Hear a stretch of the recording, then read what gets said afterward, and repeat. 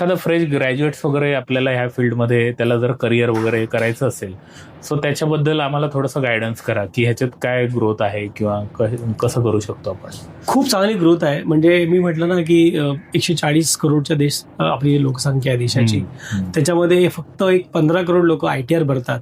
Correct. आणि त्या 15 करोड पैकी म्युच्युअल फंड इंडस्ट्रीमध्ये केवळ 7.5 ते 7 करोड लोकच आज आहेत. याचा अर्थ असा आहे की अजूनही एवढा आपला देशातली लोकसंख्या आहे की जी अजूनही याच्यामध्ये इन्व्हॉल्व नाहीये.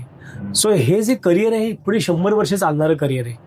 एवढं मोठं करिअर आहे. तर मला वाटतं की तरुणांना जर याच्यामध्ये पुढाकार घेऊन काम करायचं असेल तर त्यांनी जरूर पुढाकार घ्यावा. त्यांना आवड असायला पाहिजे आर्थिक क्षेत्राची. त्याचबरोबर याच्या एक्झाम्स असतात, म्युच्युअल फंडच्या एक्झाम्स असतात, MFIच्या एक्झाम्स असतात. ते एक्झाम्स द्या, त्या एक्झाम्स पास करा.